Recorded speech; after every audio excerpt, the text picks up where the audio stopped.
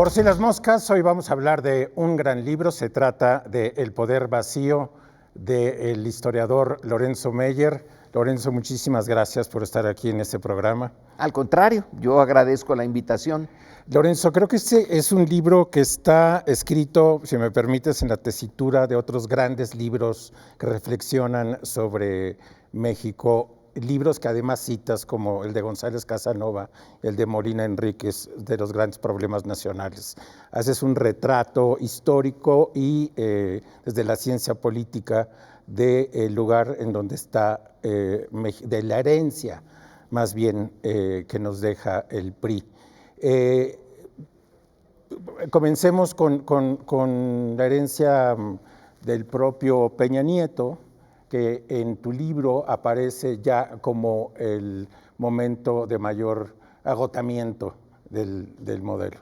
Bueno, pues gracias por la comparación, no la merezco. Es una aproximación a la historia contemporánea. Exacto. Mi idea es, por lo que valga, dejar un testimonio de cómo veo a México en este momento. Y sí, en efecto, el título, El poder vacío, se refiere a eso. Ya no tiene contenido el poder del sistema político que nació de la revolución, pasa por su momento climático, ahí por mediados del siglo XX, y va declinando hasta llegar a Peña Nieto. Exactamente. Peña Nieto es el fin de un arco histórico. Hablas de la restauración del PRI después de que el PAN había ganado las elecciones y de cómo se presentaban como un nuevo PRI, que en realidad era una versión todavía peor del viejo PRI. Tú y yo nos acordamos de ese contexto en donde se promete. Este PRI no es ese que nos fuimos del poder presidencial en el año 2000. Este que vuelve en el 2012 aprendió su lección histórica. Así es. Es nuevo. Esto va a ser otra cosa. Y lo que nos encontramos, que eso es parte de lo que aborda el libro, es que no era nada nuevo, era el mismo y empeorado. Así. Ya no tenía realmente más contenido que el de usar el poder para el grupo que lo había recuperado, ese grupo identificado con el Estado de México. Así es. Y los gobernadores que mostraba como sus grandes ejemplos resultaron los gobernadores más corruptos después de las investigaciones periodísticas. Pero no fue una casualidad, es decir, se habían autoseleccionado. Claro, como ejemplos del nuevo prismo. Sí. Como ejemplo, Peña, Duarte, Borge, Dios santo, eran jóvenes, en términos relativos, educados en universidades privadas con contenido religioso, la Ibero, la Panamericana. Se ve que los valores que esas universidades decían inculcarle a sus alumnos, aquí estaban ausentes. Eran realmente un grupo muy oportunista. Así es. Sí eran jóvenes y se montan en los recursos y el poder que se había conservado durante los 2 sexenios panistas en los estados. Uh-huh. Esa es la diferencia. Realmente la diferencia con el PRI anterior es que el otro se nutría de controlar el gobierno federal, se nutría del presidencialismo. Bueno, durante 2 sexenios no tuvieron la presidencia, pero nadie les serruchó el piso en los estados. Ahí había recursos económicos, Veracruz, el Estado de México, había recursos demográficos, estados con alta población y votación. Claro. Entonces esperaron el momento en que en 2 sexenios el PAN agotó todo lo que tenía que dar. Sí. Y ante este fracaso panista, el PRI vuelve, pero no vuelve por él mismo, vuelve por el fracaso del PAN, no por sus estupendas pruebas sí, del pasado o la promesa del futuro. Y regresa realmente sin contenido. Así es. Nada más a exprimir, a explotar su posición de poder en una sociedad que no se podía defender todavía mucho. Hay una idea en el libro que me interesa mucho explorar, que es la idea de que en México no hay Estado. Hablas de hecho, un antiestado profundo. ¿A qué te refieres con esto? Bueno, esa idea me viene de un joven politólogo británico, murió muy joven, pero su ensayo en el que me inspiro es uno donde él es muy radical. Dice, ¿ustedes han visto al Estado alguna vez? ¿Lo han visto pasar? Y entonces usa un símil muy raro, dice, las orejas sí se ven y se sienten, pero el Estado no. El Estado, lo que se ve son los poderes de los gobiernos. El Estado como ese gran paraguas que cubre a toda una nación, que cubre a todos los ciudadanos. Que es una idea como de la segunda mitad del siglo XX, digamos. Que representa en diferentes grados el interés de todos. Y él dice, nunca ha representado ni representa el interés de todos. Es una ficción. El Estado no existe, es una ficción para mantener los privilegios de grupos muy identificados, reducidos, pero se cubre con este velo. Pero el velo es cuando se le toca, se quiere tocar y acercársele, no existe, es nada más a la distancia, es una imagen casi mágica. Exacto. Pero cuando uno llega, oigan, ¿dónde está el Estado? ¿Dónde está la capacidad de ofrecerle realmente un entorno de protección y bienestar al grueso de los ciudadanos? Y que conste que él está hablando de Europa Occidental. Si hubiera sido ciudadano mexicano, bueno, ya me imagino que hubiera ido por unos caminos más radicales. Más radicales. Vámonos a una pausa y regresamos para seguir hablando de El poder vacío de Lorenzo Meyer.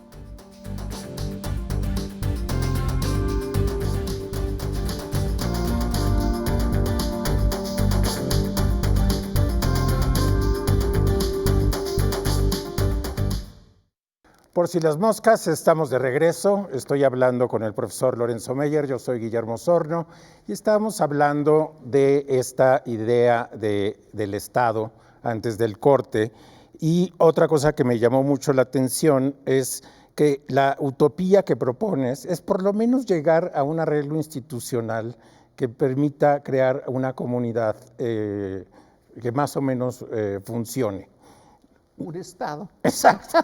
Aunque sea chiquitito. Chiquitito, sí, como un arreglo, digamos, que sea justo para que envuelva a todos. Que ¿no? sirva a todos en diferentes grados, ¿no? Y eso ya es utópico, ¿verdad? Exacto. Y lo que corre por todo el libro es, en el fondo, es una reflexión sobre cómo México vive un régimen disfuncional, como le llaman. Sí. El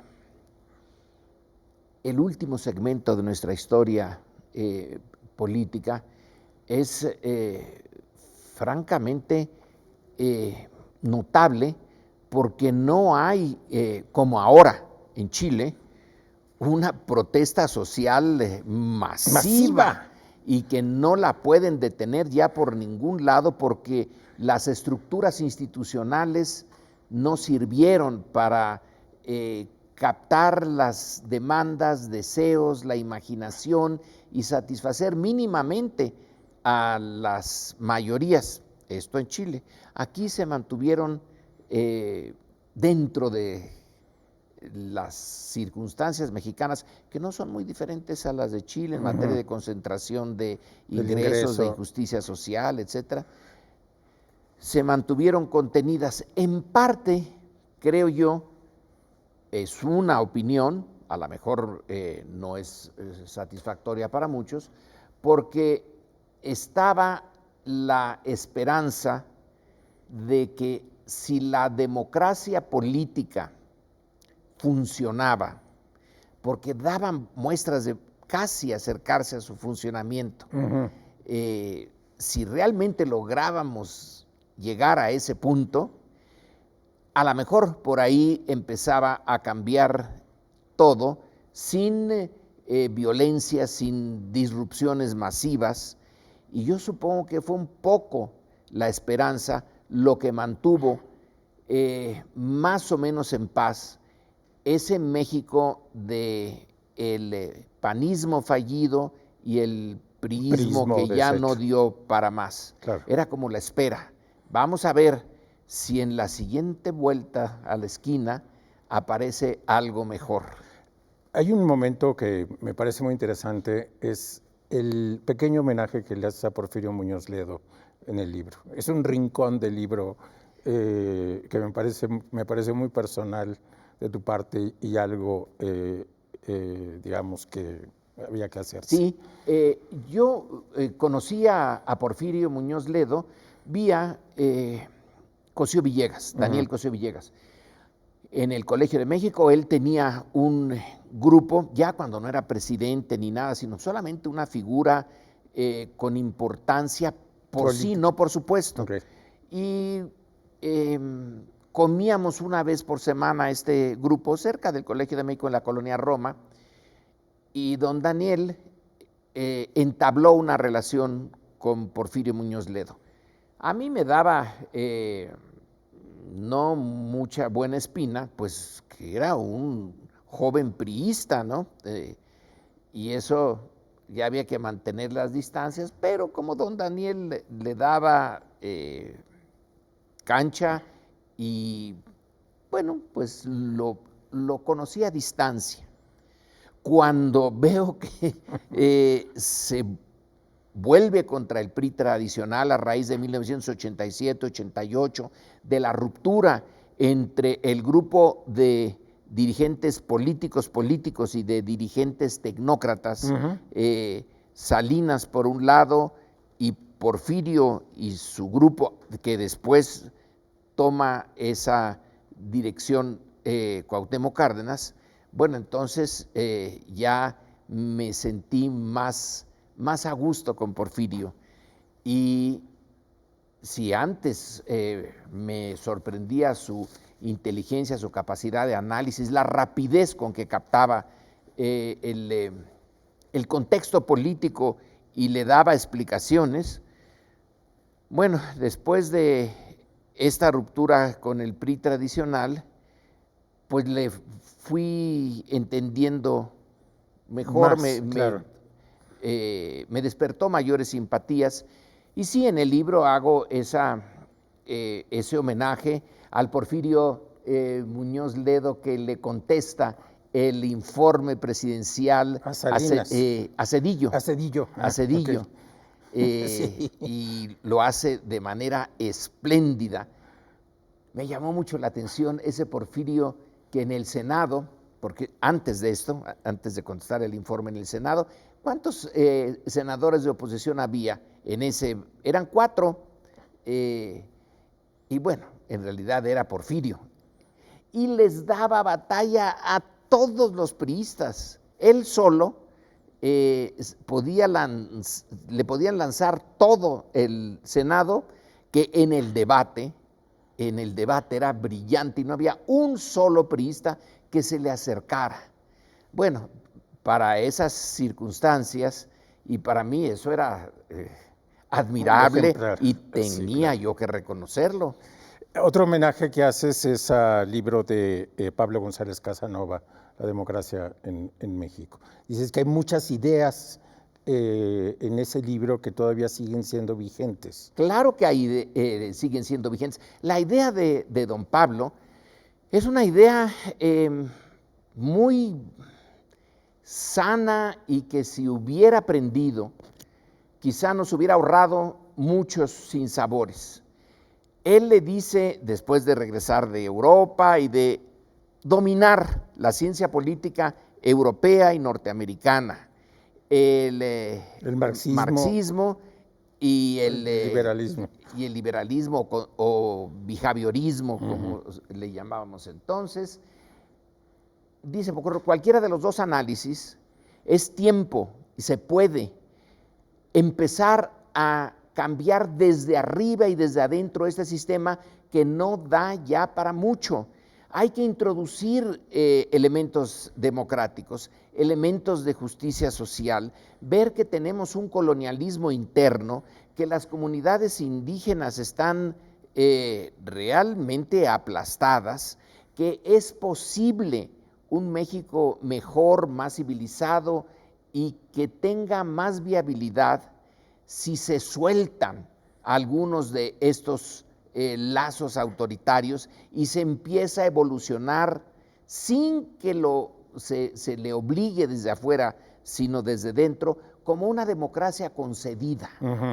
Concederles la democracia a tiempo, irnos retirando lentamente del autoritarismo, abrir campos democráticos y que un buen día México sea ya una democracia bona fide, sin que haya el 68, por ejemplo. Claro, sí, que es también un parteaguas del libro. En tu tesis dices, bueno, sin embargo no pasó esto, terminamos con un país violento y corrupto. Y al momento de hacer esta discusión contigo, pues sigue dominando mucho. La corrupción ahora, desde la presidencia y la visión de Andrés Manuel López Obrador, es uno de sus principales enemigos y el objeto de la transformación. La violencia es algo que no ha disminuido. Ahorita estamos en una lucha contra la corrupción y tomando a ciertas figuras representativas que van a tener que pagar los platos rotos por todos. Pero en materia de violencia, esto sigue. Me da la impresión de que México está pagando, los mexicanos de ahora están pagando un precio que en realidad deberían de haberlo pagado en otro tiempo los que disfrutaron del sistema autoritario. Pero ellos ya muchos murieron, se fueron, etcétera. La estabilidad tan pues presumida por México en relación a América Latina en el siglo XX, sobre todo después de la Segunda Guerra Mundial, es una estabilidad que se compró a costa de la inestabilidad, de la corrupción y de el enorme desastre que es la violencia ahora, con el narcotráfico, con el crimen organizado.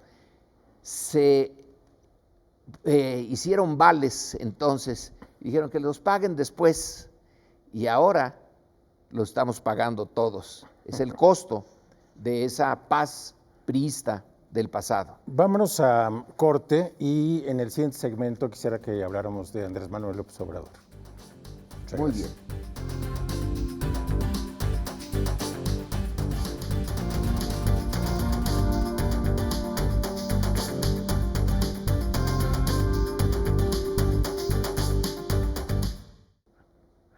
Por si las moscas, estamos de regreso. Soy Guillermo Sorno.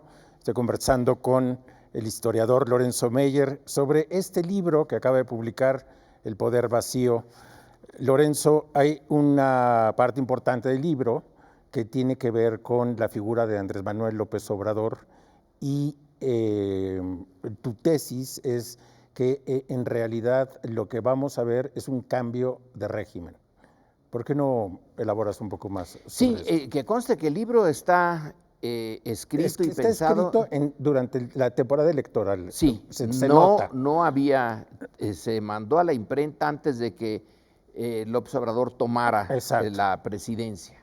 Entonces está hecho Hay momentos en el libro en donde no se sabe muy bien al filo del agua, para Exacto. usar a Yáñez.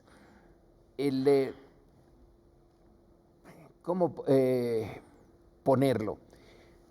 La figura y el movimiento, partido-movimiento de Andrés Manuel es el resultado de un proceso político muy largo e improbable. Ajá. Esa no era lógico, claro. que llegara a tener éxito. Es la respuesta desde dentro del PRI al fracaso del PRI. Exacto. Y en ese sentido, por cierto que a Andrés Manuel le atrae el ensayo de Cosío Villegas, ya había yo hablado antes del vuelvo a Cosío Villegas, que se llama La crisis de México, que fue publicado en 1947 como un panfleto, más que un libro. Es un ensayo en donde al terminar Ávila Camacho y apenas estar despuntando el alemanismo, dice: esto no está cumpliendo su propósito. La Revolución Mexicana no fue para este tipo de sistema político. Sí. Y que conste que don Daniel no era un revolucionario ni nada que se le pareciera, pero era una gente decente, era un demócrata, y dice: ¿a dónde vamos con esto? Y entonces se hizo varios escenarios y dijo: ¿cómo puede cambiar esto? ¿Cómo puede haber una renovación de la moral que la revolución prometió que iba a imperar en la vida pública de México? Él dice: por la vía de la izquierda, en donde despuntaba la Guerra Fría, por ahí, entre otras cosas, por la vecindad con Estados Unidos, no va. La izquierda ya dio de sí con el cardenismo. La derecha, dice: bueno, pues la derecha, ¿cuál puede ser? La panista. No, dice desde 1947, ellos no pueden, no conocen realmente México, son parte de una clase media, pequeña, muy decente, católica, urbana, etcétera, pero ni conocen ni representan al México de abajo. Entonces, ¿de dónde puede venir? Dice: tiene que venir del propio PRI, tiene que haber un momento en que para cambiarlo se parta, que consta que es 1947, no 1987. Claro. Entonces, había previsto esto. En cierta manera es raro, porque cuando uno se mete a la ciencia política, la predicción es un fracaso para predecir, pero más o menos lo predijo. Entonces, Andrés Manuel es parte de esta ruptura dentro del PRI, conoce al PRI y luego conoce al país, lo vive, lo padece, lo recorre una y otra vez, y mantiene esa idea que Cosío Villegas había señalado: pues esto es una corrupción y va a ser peor.